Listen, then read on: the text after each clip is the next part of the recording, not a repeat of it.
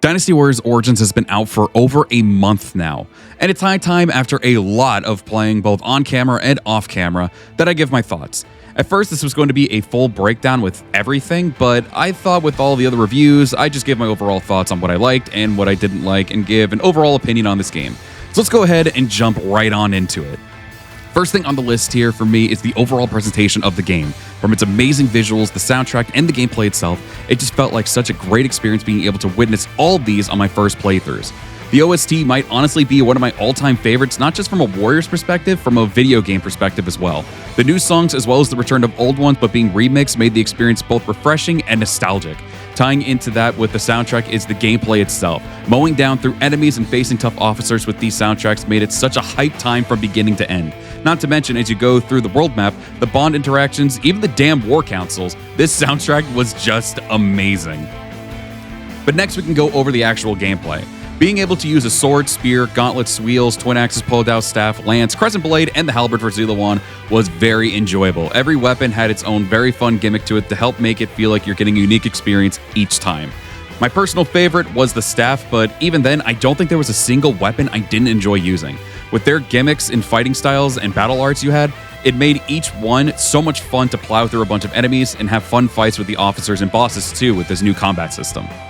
Now, I will say there was one thing with that I wasn't huge about, and that was with the companions. My biggest issues for me, aside from the roster size, which I don't mind since it isn't a pure Warriors game, it was actually the time limit they give for these companions. You had 10 companions to choose from, 3 for each army, then the secret unlock for Lu Bu, which makes 10. You work up your gauge for most of the battle just to play with them for what felt like less than a minute or a minute at most. I just wish there was more freedom to be able to change to these characters instead of just using that gauge as a time limit for them to finish with a powerful Muso, then to just change right back to Diaochan for the rest of the battle. Just let us use them like normal companions alongside Diaochan and let us build up their gauge as we play with them. Like Diaochan with no worry of a time limit, or at the very least make the companions last longer. Aside from that, I don't have too many gripes outside of that. But the battles themselves still felt like a fun modern Warriors game with this new combat system. I honestly prefer it and hope they continue to use this formula for newer titles, both Origins related and just for Muso games in general while refining as the games go on. I would love to see more Muso games that have boss fights with this combat style. Imagine a Warriors Orochi with Orochi himself having moves even more absurd than Lu Bu's. Even Nobunaga type of boss fight in a burning building at Honnoji in Samurai Warriors with his demonic purple aura attacks. There's so much potential to make these battles so much larger and higher stakes, while still keeping us Muso fans happy with giving us the chance to mow down enemies while giving us officers that actually put up a huge challenge. Now, obviously, this game put a lot more emphasis on wanting to tell the story.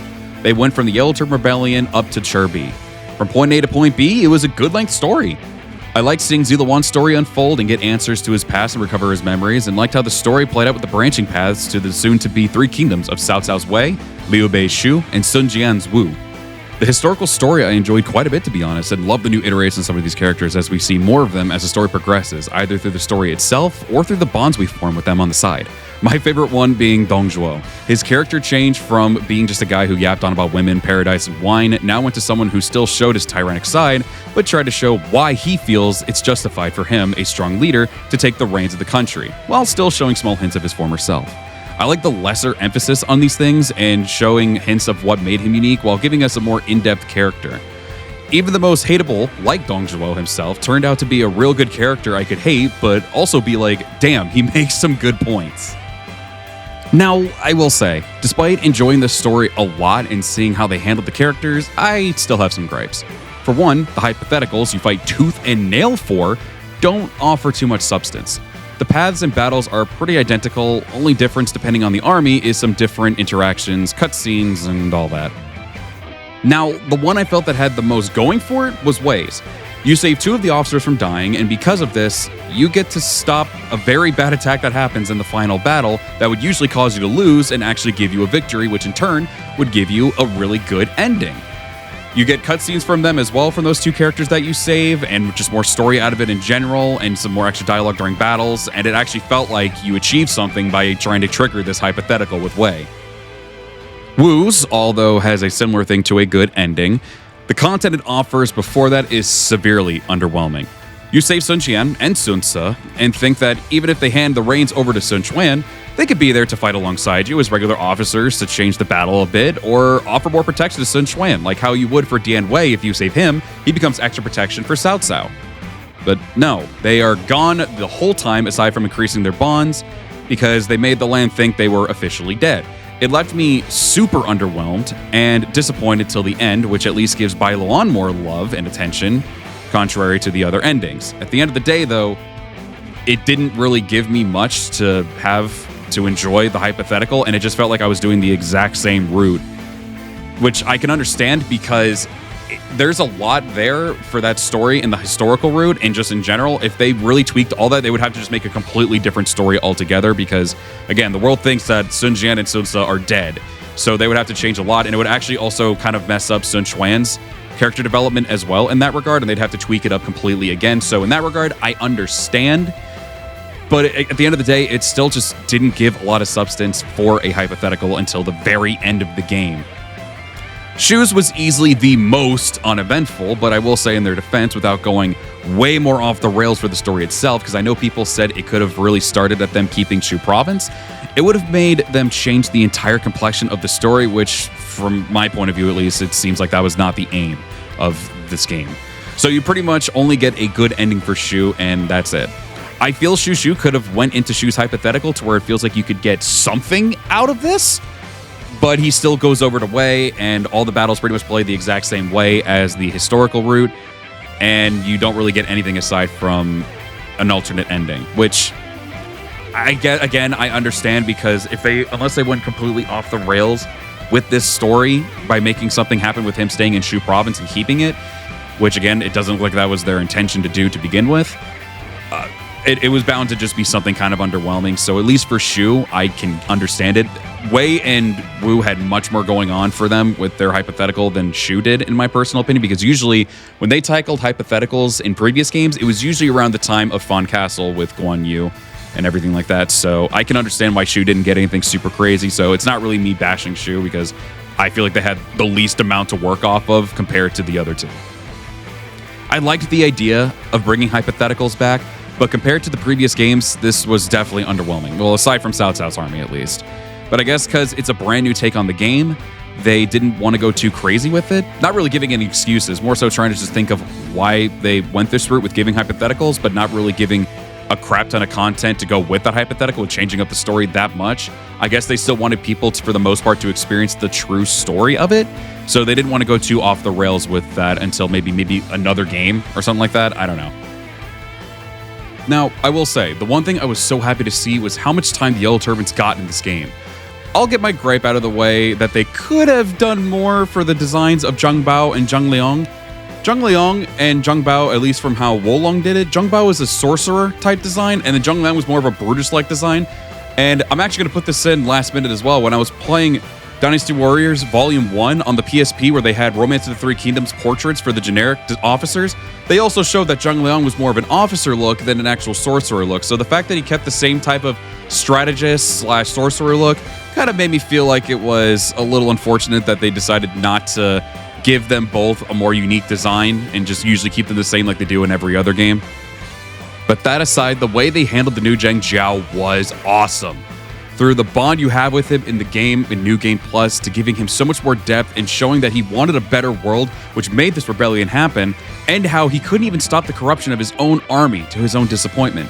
Usually we don't see how he felt or see a reaction to how his army was becoming no better than the people he hated, and we see the resentment that he had for it, but regardless, he still wanted to push on. Then, of course, the amazing boss fight you have at the end of the chapter made it so exciting. I think for me personally, I understand how Lu Bu was obviously a great challenge of a boss, but I think in terms of raw presentation, especially for this being the very first actual full-fledged boss that you get in the game, I think Zhang Jiao is still the cooler and more just better presentable of a boss compared to all the others, just based off of the moves that he has, the atmosphere that he gives, the tornadoes in the background, him using like sorcery to shoot lightning down, and you have to stop him from getting this like super strong attack off and everything like that. It just made it look so much cool. I do think that Lu Bu was a really amazing boss fight. Do not get me wrong on that. It gave the challenge, it gave the fear of fighting that strong warrior that we had in previous games. But the presentation that they gave for Zheng Jiao as a boss to finish up the first chapter was just chef's freaking kiss. It was so damn good. Now, Yellow Turbans aside, I do have one more gripe with the story, and that was the direction with the assassination of Dong Zhuo. I thought there would have been more build to him getting assassinated since this is a more story-focused game. The whole thing that felt weird right off the bat was Diaochan trying to assassinate Dong Zhuo herself when it was supposed to be Cao Cao the first time around. Now, I'm not upset with her doing so. I just felt it made no sense for them to have her fail the assassination or even be part of it at the beginning. Then for some reason get to join Dong Zhuo despite him knowing that Diaochan firsthand that she wants to kill him. Then all of a sudden, with no build-up compared to the previous games, shows Lu Bu just say, I'll kill him, and then the death of Dong Zhuo by Lu Bu in the back. It just felt real rushed and could have made this new version of Diaochan have so much more attention and love and actually have more build in the story to show how Diaochan got Lu Bu to agree to this. If you're aware, she secretly makes Lu Bu and Dong Zhuo fall in love with her and drive a rift between the two men. Eventually, there's a breaking point due to her manipulation of the men, and Lu Bu kills Dong Zhuo due to that. It could have been shown how truly deadly Diaochan truly was, not just with the blade, but through her means of manipulation and her way of capturing the heart of someone like Lu Bu and getting him to kill his adopted father just for her. I still absolutely love this new version of Diaochan. I like that she's actually kind of like a blade, like a legitimate blade for her adopted father. She is perfectly fine with fighting and all that other stuff. I am perfectly cool with that. I'm cool with her using a rapier and having this really cool finesse like moveset. I'm cool with that. I don't mind. I love the direction even of how they went with Diaochan's story. I just think the assassination of Dong Zhuo, and they could have made her look even cooler by not only showing like, yeah, she's a deadly blade on the battlefield, but she's also a really deadly blade from behind the scenes as well that could stab you in the back or make someone else stab you in the back. I just think that they could have done so much more justice with her. I think they did really good justice with her, but I think the whole thing with her being there at the beginning with the assassination of Dong Zhuo, which again, it was supposed to be with Cao Cao, but instead they had Diaochan actually be the one to try to do it, and then just have her just be like, yeah, she could still join my army and potentially still try to kill me. Not to mention the whole no build to Lu Bu just being like, yeah, I got you, I'll kill him. Like, it just felt like there was just no build up to that, and it kind of just made no sense. I would have preferred her to still not be there, still have all the stuff previously with showing her fighting to get Wang Yun to the capital and all that stuff. That's perfectly fine, and protecting him from all the assassins and everything. But I just felt like, for me, and I'm a huge Diaochan fan. I love her. She was always one of my all-time favorites from the beginning. I just felt it could have been done so much more justice for her if they still showed, like, yeah, she can still whoop ass. That's still perfectly cool. But at the same time, show how deadly she can be by manipulating people's hearts and getting even someone as strong as Lu Bu to be able to stab his own adopted father in the back because he loves Diaochan so much, and he was angry that Dong Zhuo was not letting him have her. That was basically the moral of it for a lot of it. Also, some other gripes that Lu Bu probably had with Dong Zhuo, but that was one of the biggest ones. So that would have really given a lot more of love and attention to Diaochan as a character. That aside, which was probably my biggest gripe from the story perspective, to something more positive, I will say though, for this game, it was really nice being able to see more well-paced cutscenes to be able to get a good grasp of the story. And my favorite thing about this game's story is the side content of the bonds that allow you to see what this game did with them from a personality standpoint. As I mentioned before, for some, it gave us a good chance to see new versions of characters, which all of them so far I've loved a lot. Then there's the characters we've seen with already established personalities that didn't change much, but due to these Bonds events, I was able to get a better look at the characters, especially the Dynasty Warriors 9 characters, and this game helped me like them so much more. My favorite by far were Jiaxu and Junyo. Then Yue Ying, but mostly because I found it hilarious that she wasn't really hiding how she was feeling with Ziluan. That aside, it just helped me learn a bit more about them and helped me appreciate all these different personalities a lot more. I hope they continue to do this in future games or a sequel with these bonds. I love it so much. It really made me love all these characters way more than I did in previous games. I love my silly drunk boy, Junyo. He is really lovable and amazing. Now, there were some characters I was surprised that didn't get shown in this game. My biggest ones that could have benefited from this game, and it helped the game too. Cao Pi, which is my probably number 1 or number 2, but I want to at least mention him first. He eventually is the one who becomes the next ruler of Wei and the husband of Zenji, who is basically the one who convinces her to join, at least in previous games. He would usually, at Guandu, whoop her ass and be like, hey, you're gorgeous, you're strong, you should join me and leave your previous husband. And then she gets enthralled by him and agrees. Again, it just would have given him much more build-up for maybe a sequel later down the line, unless they do a DLC or something. I have no idea. By the time this video is out, I have no idea what they're doing. But I really feel like that would have been a perfect opportunity for them to build them up as they got around towards Guandu and just, get us more familiar with who's going to be the next ruler of Wei. Now, this one could be number one for a lot of people, kind of myself included, because this is a huge one. It's Cao Ren, especially for the 8 Gates formation battle, which he is very famous for, which, yes, he lost, but like I said, he was famous for it because of that formation. If it was really due to him losing one battle as the reason that he wasn't there, like people have told me, I find that to be insanely silly because he could have been in many battles previously that would have made one loss really not that big of a deal and as much of an embarrassment as I'm assuming they thought it was going to be. He could have been in so many different battles, and even after that, to make up for it in previous ones, like he would have been really helpful for the Wei story and everything as well. But I don't know, that's just my way of saying it. If it really was for that reason of him losing the 8 Gates battle and replacing him with, Xiahou Yuan, I find that to be incredibly silly. Now, these characters, of course, are also dearly missed within the Musou community, but this could have added more depth to Sun Ce and Zhou Yu since they are the wives, so again, it would have given more depth to it, but that is Da Qiao and Xiao Qiao, the Qiao sisters. They could have given a bigger oomph to the battle, or the build-up to the Battle of Turban being a thing since Zhou Yu gets mention of Cao Cao's love for other people's wives, which Zhuge Liang mentions to rile up Zhou Yu. Granted, I highly doubt they would actually do it because they definitely took a slightly different direction, maybe even a major one with Cao Cao. I don't know if they've actually mentioned that whole thing during the game. There was so much story there. It's hard for me to remember everything. But for anyone who's curious, yes, Cao Cao likes married women. He likes taking the married women and making them his own.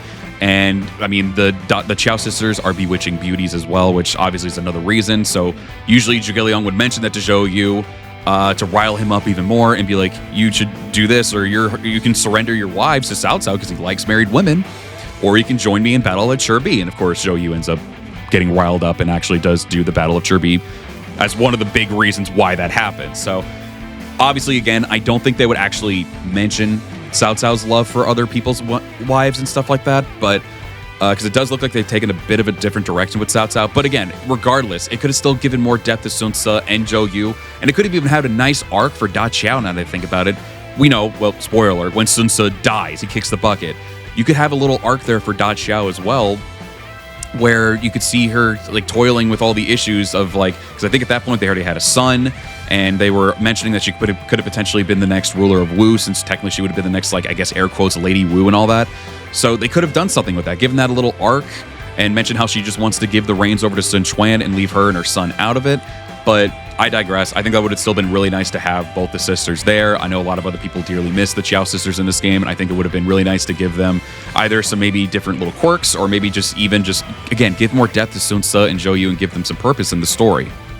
Now, this character is another one that is pretty beloved, and this would have also just helped Liu Bei have an extra face in his army, since his does tend to lack a bit of faces in his army compared to Cao Cao and Sun Quan's. It is none other than Guan Ping, the adopted son of Guan Yu. He usually does pop up around the time of Guan Yu leaving Cao Cao during Guandu to rejoin Liu Bei when he finds his whereabouts, and that's when around the time he ends up adopting Guan Ping. Again, there's not much I can really say here. I think this would have been nice to have an extra face for Liu Bei's forces. Again, I don't know if he's going to be like a DLC or something. I don't know how they're going to be doing DLC with Origins or anything like that by the time I'm done with this video. But again, it would have just been really nice to be able to have that extra face. And again, Guan Ping's a beloved character. Could have given, another person to simp over Guan Yu, as if So Song wasn't enough. But still, regardless, he's a very beloved character. I know it would have probably just helped with just giving an extra face to Liu Bei's forces, because again, he doesn't really have that many compared to the others. But nothing super major with him in terms of my arguments for him. But now moving on to Wu, this was one that was just brought up to me, and it's Lian Shi, the guardian or bodyguard of Sun Shengxiang, which would have been nice to give Shengxiang an extra connection in her earlier battles and all that. I can't really give too much with it, because usually that's Lian Shi's whole purpose, is just be the guardian and bodyguard to Shengxiang. That's mostly the purpose that I usually see when I play the games and everything like that. So at least for me, I know, again, she's just a nice character to have. A lot of people love that character as well. But at the same time, I don't really have too much of an argument to give for that one. It was just one that kept getting mentioned to me so often. So at least for that, yeah, I guess Lian Shi could have also been an option. Now, for these next two, these aren't a huge deal or impactful, but this would have been the only time to really get them in the game. Again, unless we get DLC, which is for all I know, possible. I don't know. After the success, apparently, of this game, it's very possible. But that is Lu Bu's daughter, Lu Lingqi, who could have given more depth to Lu Bu and just more faces to his army. And then there's Dong Bai, who is the granddaughter of Dong Zhuo. I don't know how human they would have wanted to make Dong Zhuo with him caring for his granddaughter, but this could have at least put another face to Dong Zhuo's army, too. That's pretty much all I can think of. For anyone curious that is probably new to this series after playing Origins, yes, these are all already established characters that were in previous games. For some, I understand it not being a huge deal. Then there are others who just felt like it made no sense not to include. Again, I'm not really making a big deal out of Lu Lingqi and Dong Bai. I felt that this was probably going to be the only game they probably would have been actually relevant in, since that's the only time you actually see Lu Bu and Dong Zhuo, since, you know, they die halfway through the game. But the other characters, at least, I do feel like they would have been given a nice impact on the story and given more faces to each roster of the forces. And it just felt like they made no sense to not include them in here, because that would have just given some more accuracy, I guess, for someone like Zenji being introduced into Cao Cao's army, and then Cao Ren for the 8 formation instead of having it be Xiahou Yuan. But again, I digress. I don't want to go back too far into it. But everyone else missing from Dynasty Warriors 9, I can honestly say is perfectly fine, and could most likely see them in a possible sequel or DLC maybe. Now again, I didn't want this to be a full-blown breakdown, because obviously there's so many different reviews out at this point. I just wanted to give my biggest ups and my biggest downs on the game, and even the downs for the most part. Aside from, I think the biggest one for me is just a couple missing characters, and also just the Dong Zhuo stuff with the assassination of him. Aside from that, I do think that I don't really have any huge major gripes of the game. I adore this game. Again, I think the combat is amazing. The new combat system is so much fun. It makes so many officers feel like threats, and I love the strategy stuff that goes with it, with having your own guards and everything too. It's just such a nice extra touch as well. The story pacing is really good. I'm sure there's, for some people, that could have maybe made it a little bit better. I don't know. But I just think a lot of the stuff that they did through the whole presentation of the game was just so well done, and a very, very great step in the right direction that I would hope that we get for other Warriors games in the future. Granted, I know how that can probably be seen if that is the case, because there's going to be a lot of redoing of a lot of different characters and stuff, and even if they bring it over to like Samurai Warriors or even Warriors Orochi at some point, I don't know how they'll do it. I don't think they're going to completely get rid. I think they know what they got with this game for sure. I don't know if they're going to fully get rid of like every other thing of combat style. Maybe we'll keep Samurai Warriors the way it is, Warriors Orochi, so they can still keep maybe reusing the Dynasty Warriors 8 cast and Samurai Warriors 4 cast for all I know. I don't know. Maybe be able to add more characters with that combat system that they know and are familiar with after all these years. But this different approach with the combat is just so amazing. It just felt so refreshing. So much about this game was just refreshing. I didn't really know how I was going to feel with having Zilu Wan also as a main character instead of just making a custom character, but even still, I enjoyed it. Is it like the most amazing, well-in-depth story ever? No, but it's still something that I actually felt like I wanted to keep looking. I was invested in. I still wanted to see more with him and everything like that, and I still kind of want more after that. I feel like they could make him... I have a previous video explaining how he could probably be done in a sequel and stuff like that. Like, there's so much that can potentially be done for him that I want to see more of. So I'm hoping that this isn't the end of Zilu Wan after this game is over. I would love to see how they would handle him in the next game too. I think they were mentioned potentially of having a created officer for the next game, so maybe he could still be there in some capacity. Again, you can check out my previous video of that, because I mentioned a whole thing, and it's pretty fucking depressing how Zilu Wan could be handled in the next game. And I think it would be really amazing if you're someone who knows about the Three Kingdoms. So go ahead and give it a shot, give it a check. Really appreciate it. But yeah, that aside, I had my gripes, again, the missing characters, the Dong Zhuo stuff and all that, but even still, I just think this is a very amazing step in the right direction for what we could potentially get in the future for not just Origins, but other Warriors games in general. Again, I don't know if they're going to go completely off the rails with it and just say, like, this combat system is going in every single game. Would I hate that? No. But it would definitely need to take some time and love in order for that to actually translate well, especially with, you know, die-hard Musou fans and everything, because that's going to be a lot of changing, a lot of weapon sharing, probably a lot of similar movesets and everything. For some people, I've already heard, they don't mind that. And I don't mind it either, honestly, because, like, they definitely make it to where there's still differences with some of these characters. Now, hold on, let me explain before anyone gets too angry. This is editing Lighty here saying this at the last second.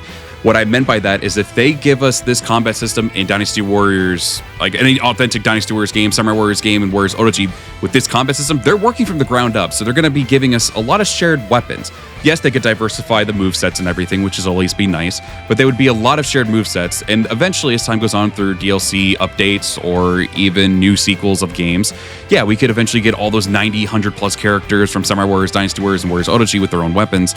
But they're working from the ground up. So yeah, we'd be starting off with some shared weapons and all that stuff is all I was trying to mean, but we would get more as time goes on. So just wanted to make sure I pointed that out there.